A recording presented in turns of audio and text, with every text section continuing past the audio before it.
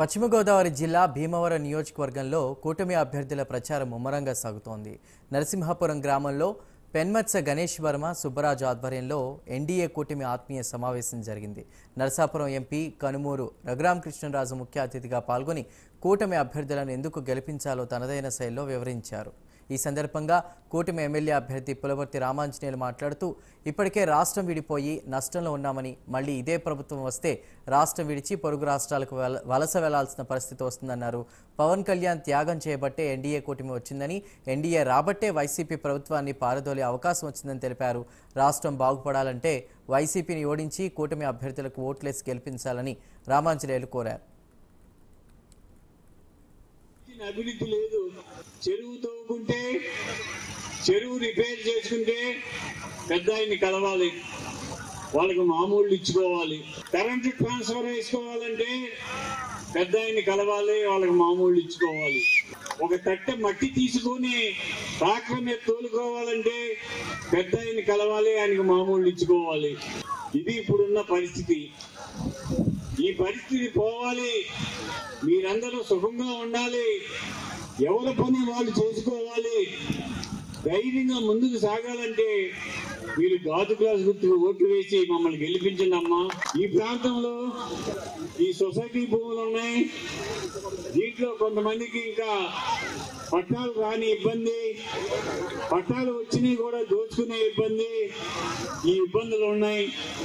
ఈ ఇబ్బందుల్ని మేము వచ్చిన తర్వాత ప్రత్యేక జీవో తీసుకువచ్చి మీకు శాశ్వతంగా హక్కు కల్పించి.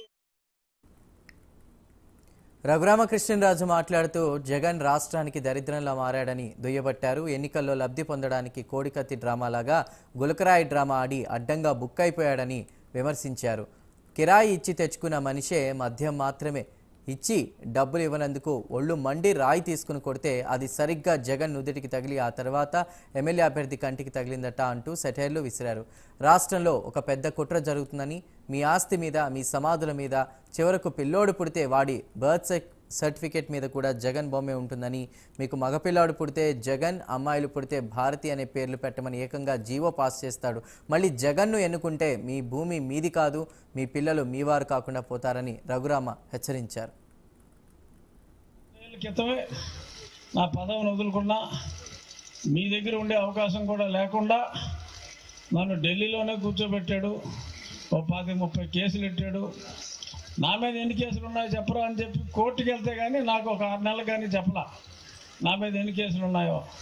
సో మళ్ళీ నేను ఈసారి ఎలక్షన్లో పోటీ చేస్తా, అవన్నీ కూడా అందులో రాయాలి. గ్రహించవలసింది, నేను స్పెసిఫిక్గా చెప్పాల్సింది,